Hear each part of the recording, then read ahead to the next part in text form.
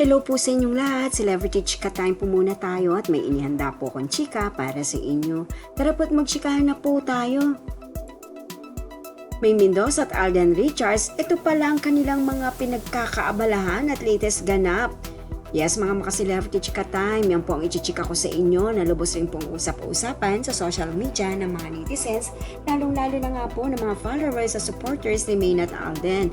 Abay, todo pa rin po ang pagiging abala ni Maine at Alden sa kanilang mga showbiz commitments. Bago po tayo dumako riyan, nais ko po munang matiin mga timbahay, team abroad at mga seniors natin dyan. Shoutout po sa inyong lahat at happy.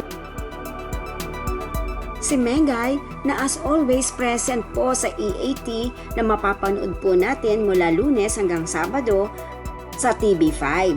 Yes, si Maine wala pong talagang kakupas-kupas sa kanyang pagiging host at pagiging loyal na Dabarkads. Na ayon nga po sa mga followers at supporters ni Mengay, hindi kumpleto ang kanilang araw kapag hindi nakikita ang kakulitan at kakwelahan nitong si Mengay sa EAT. Bilang patunay, narito po at panoorin po natin kung gaano po kakwela at nagbibigay saya si Mengay sa kanyang mga followers at supporters na nag-aabang sa EAT.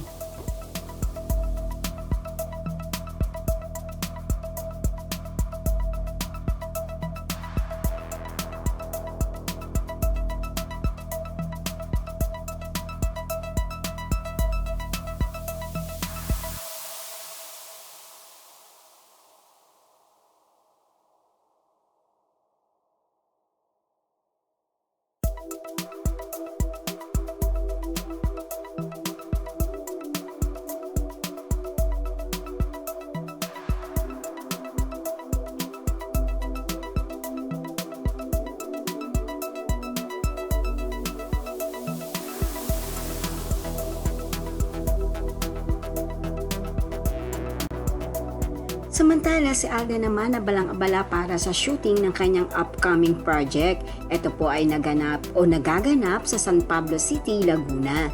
Na ito po ay ayon sa mga usap-usapan sa social media ng kanyang mga followers at supporters ay ang kauna-unahang big directing career nitong si Alden. Kaya naman po excited na po ang lahat sa kahinatnan ng upcoming movie po na ito ni Alden. Yan po ang aking chika updates for today. Salamat po sa inyong panonood. Huwag po kalimutang mag-subscribe. Pwede po mag-comment sa ibaba. Basta't wag lamang po hearts o nakakasakit sa isa't isa. Salamat po muli. Spread love, not hate.